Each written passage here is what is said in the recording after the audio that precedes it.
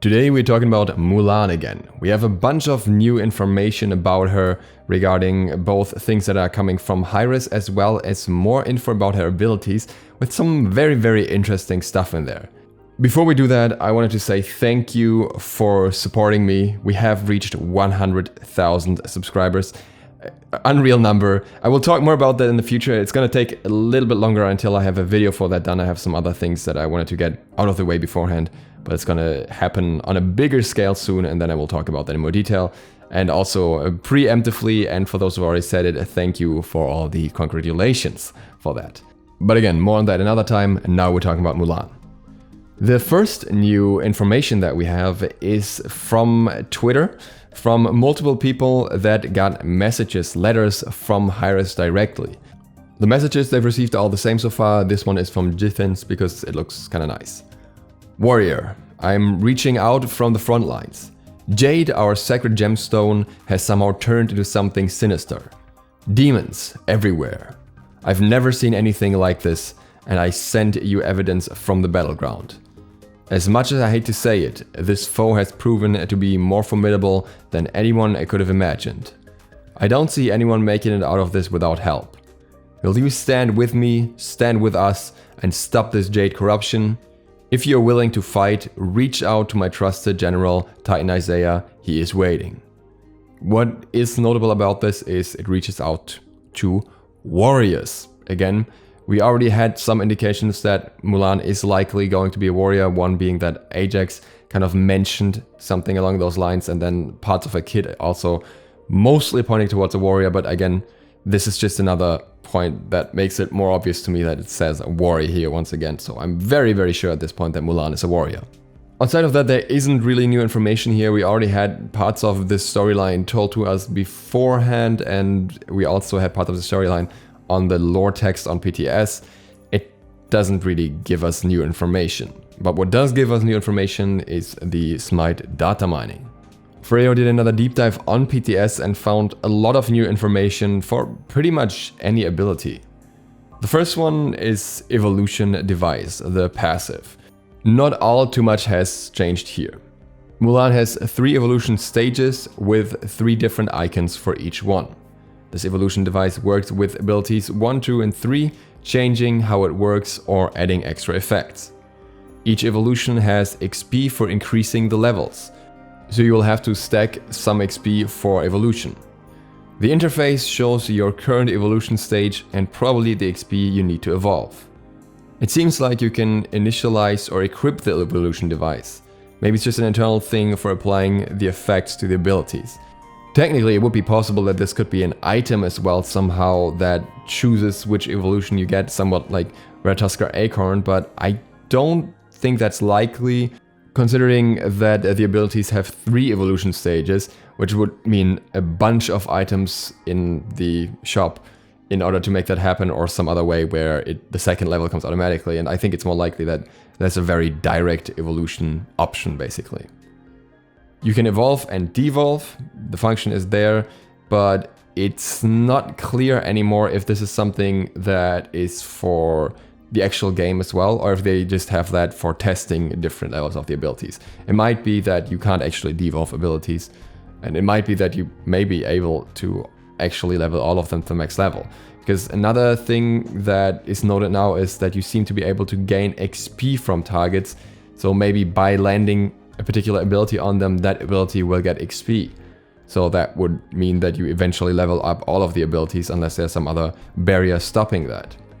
The other thing that's interesting about the passive that wasn't there before is that it now has a note saying cooldown reduced time 2 seconds.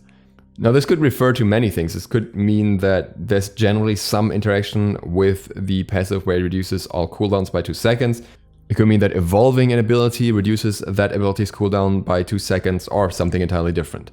Not really clear without more information, but it's somehow tied to the passive. The first ability is an evolution device, we already knew that from last time, and it fires ammunition.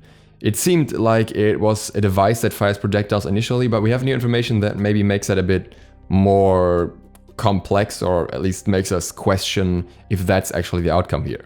The evolution can apply status effects, and there are 3 icons for the different evolutions of the ability. As before, the ability also gives an attack speed buff. But here's where it gets interesting. The max base attacks are 2, so the ammunition basically, that's labeled here, is 2. But if you have max evolve on this ability, then it has 3 attacks.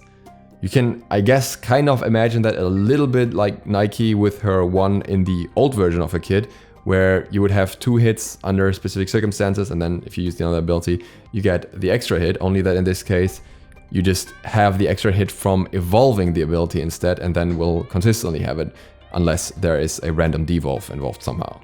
Evolution 2 and 3, while being labeled differently, also use the same icon. So it could be that this ability can just evolve once for that extra attack, or it could be that it's just not entirely finished in the visual design yet. In addition to the knowledge that you can attack twice, there's on the note that it's a 2-phase linear attack. The initial base attack is a cone attack. The angle here may be up to 180 degrees. However, if you do a second attack, the cone angle is changed. It's not clear in what way this is changed. Ferreo thinks it may mean that it's a reversed attack where you could attack from behind. I think it's very open to interpretation at this point. I could also imagine it being something where it just gets slightly smaller in terms of the cone. So if you have the third hit, the cone gets even smaller. So the first one is very easy to hit, the second one deals a little bit more damage, it's a little bit harder to hit, and the third one even smaller range, even harder to hit, but even more damage or something like that. Would be a very interesting way for this ability to be used. Kind of similar to Susano maybe, but it's also not indicated that you have to fire the attacks right after each other, or if you can just keep the second ammunition, so to speak, and use it at a later point. From what it seems like so far, this might be her main damaging ability, her main clearing ability. What's interesting is that there's the attack speed buff on that as well. On ability 2, we again have the note that's an evolution device, same as on ability 1, and it has the spear stage 1 and stage 2, we already knew that, and it has a slow. This one also has the note that it's a 2-phase linear attack.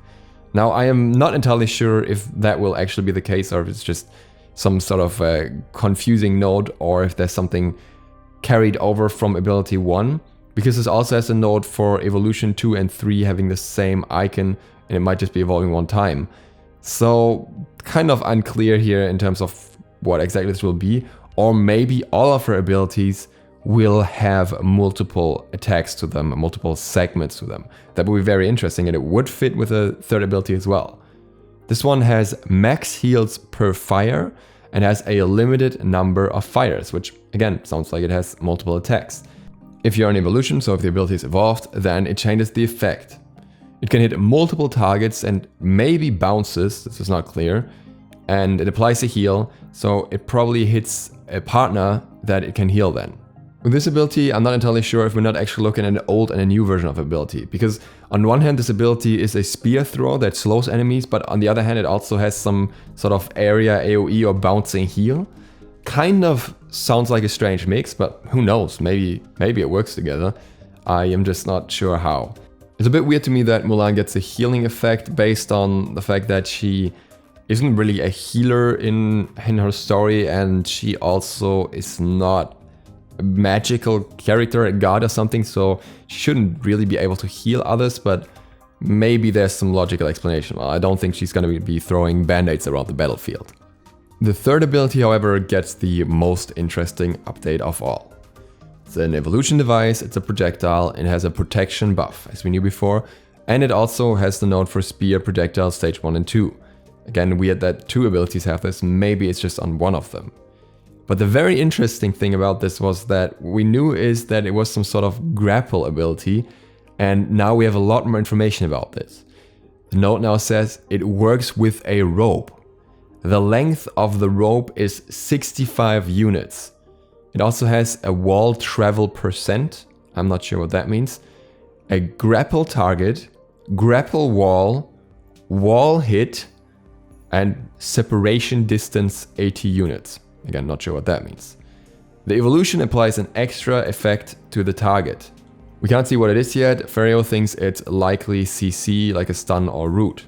Evolution 2 and 3 again share the same icon as with the others, so we'll see how this third evolve state is actually meant to be. And it also explodes on target. Ferreo notes, it seems like the projectile, or in this case the rope, explodes on target and then you grapple the target. You can also hit a wall and grapple. So a lot of interesting information here. What it definitely sounds like is that you're throwing out a rope and the rope can latch onto enemies or it can latch onto walls. And that allows some form of movement very likely, because otherwise I don't think there would be the travel node in there.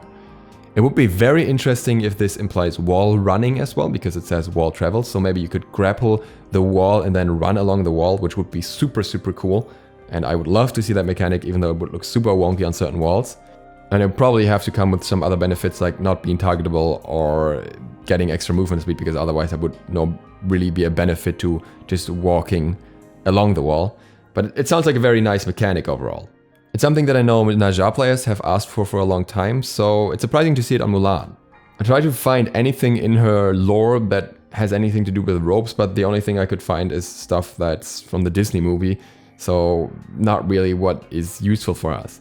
I could imagine that she has the rope attached to a spear, because the spear is something we can actually see in her art as well, and then she throws the spear, which, I don't know, I guess might be the explode effect, the damaging effect, and then latches onto it with the rope that's behind the spear, basically, that's attached to the spear.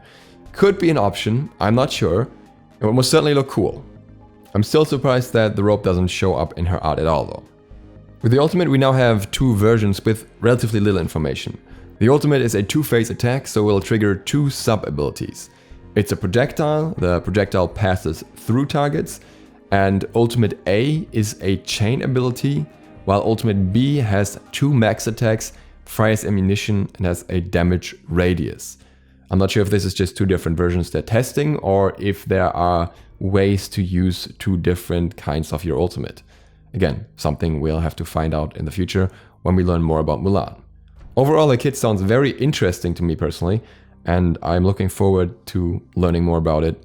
I don't know when we'll get information on it, because the patch cycle is a bit thrown off, I guess, with the new season, so I'm assuming it might still be a while. At the same time, it's surprising that HiRez is already teasing information about her, so maybe we'll learn more details sooner than expected.